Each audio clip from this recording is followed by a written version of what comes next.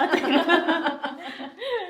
내일이 탄핵심판일이잖아. 네. 재판관 성향을 간단하게 정리를 하고 가면 좋을 것 같아서 준비를 해왔어. 지금 헌법재판소에 8명의 재판관이 있어. 원래는 9명이 전원인데 1명이 지금 공석인 상황이어서 그 8명 중에 진보, 중도, 보수로 나눌 수 있는데 진보는 3명, 중도 2명, 보수 3명 이렇게 꼽혀. 이게 사실 그 외부에서 평가하는 거잖아요. 법 쪽이나 뭐 전문가들이나 언론들이 보기에 맞아. 이분들이 어떤 판결을 내렸고 누가 지명했고 요거에 따라서 달라지는 거지. 사실 그분들의 성향 자체는 마음속에 있는 거예요. 그치?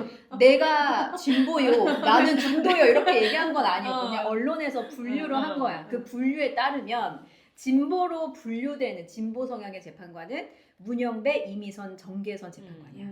중도는 김형두, 정정미 재판관. 네. 보수 성향으로 분류되는 재판관은 정영식, 김복형, 조한창 이렇게 돼.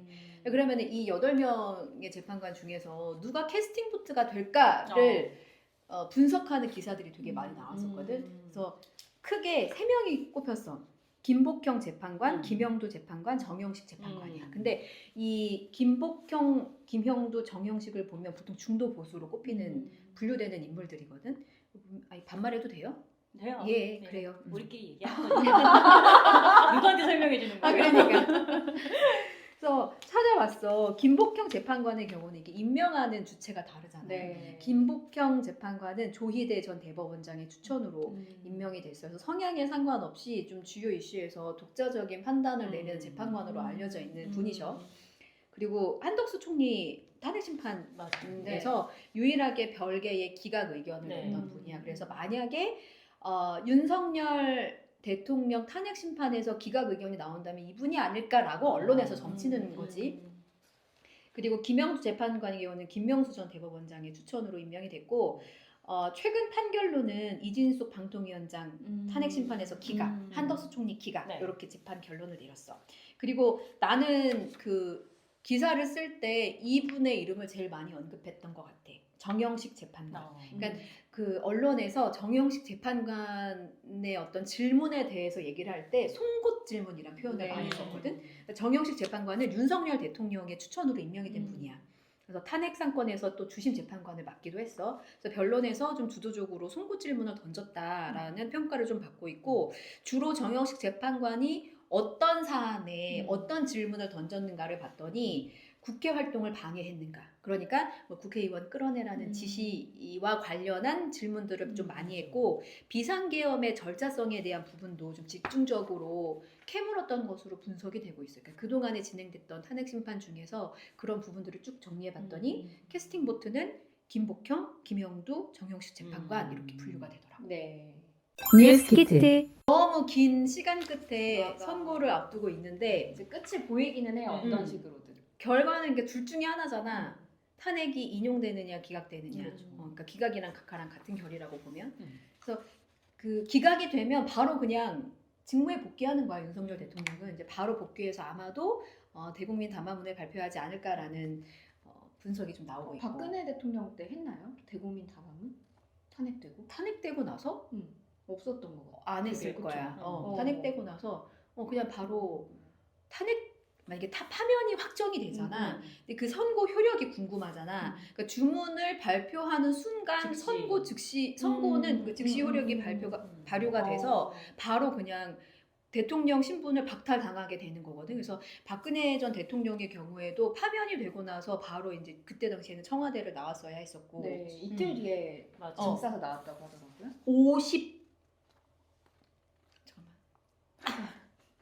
56시간 만에 삼성동 사저로 복귀했어. 네. 56시간. 저기 그때 저 기억나요. 수도랑 전기 시설을 아직 맞아. 개비하지 못해가지고 맞아. 좀 시간이 필요하다. 뭐 이런 맞네. 기사가 났던 기억이 나요. 맞아. 근데 네. 오히려 지금 윤 대통령 같은 경우에는 집으로 가는 거니까. 네, 그치. 서초동 집으로 가는 거니 그치. 원래 사는 집으로 가는 맞아. 거니 바로 갈 가능성도 만약에 파면이 된다면. 네.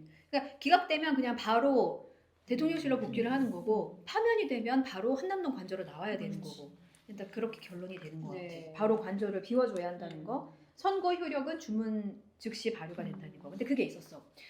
그 전직 대통령들 중에 탄핵 심판을 받았던 대통령이 윤석열 대통령 말고 2명의 대통령이 있었잖아요. 네. 박근혜 전 대통령이랑 노무현 전 대통령이었는데 박근혜 전 대통령의 경우는 파면이 됐고 노무현 전 대통령은 기각이 됐단 네. 말이야. 네. 그래서 어떤 차이가 있나 봤더니 시간이 기재됐느냐 안 됐느냐의 차이점이 있었어. 그러니까 박근혜 전 대통령의 경우는 결정문에 언제부터 효력이 발생했는지를 명확하게 하기 위해서 파면이 11시 21분 이렇게 분 단위로 시간을 명시를 했었어. 결정문에. 그래서 그렇게 해서 이제 박근혜 전 대통령 측에도 통보가 된 거지.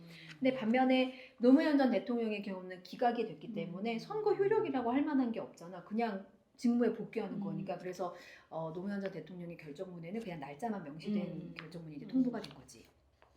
뉴스키트.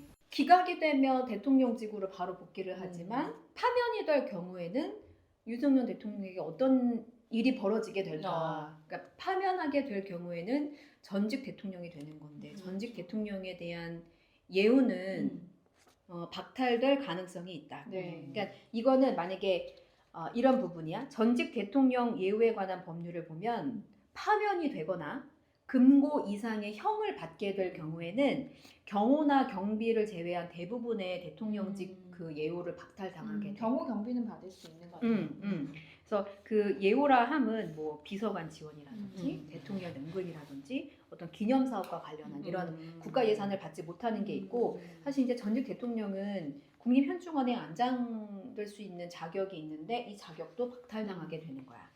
그래서 보면은 박근혜 전 대통령의 경우는 파면이 됐고 이명박 전 대통령의 경우는 금고 이상의 형을 받았거든. 네. 근데 박근혜 전 대통령은 2021년에 복권이 됐고 이명박 전 대통령은 22년에 복권이 됐어. 네. 근데 전직 대통령으로서 어떤 그 형이 신분이 복권이 됐다 하더라도 파면되거나 금고형을 받았다는 사실이 변하는 건 아니잖아. 네. 그래서 두 전직 대통령은 전직 대통령 예우를 경호와 경비를 제외하고는 받지를 못해. 그래서 만약에 윤석열 대통령이 탄핵 심판과는 별개로도 형사재판을 받고 있는데 파면이 만약에 되고 혹은 형사재판에서 금고형 이상의 형을 받게 된다고 가정을 했을 때 나중에 어떤 복권이 된다고 해도 이 둘 중에 하나의 상황만 돼도 전직 대통령에 대한 예우는 박탈당할 수 있다는 거. 뉴스키트.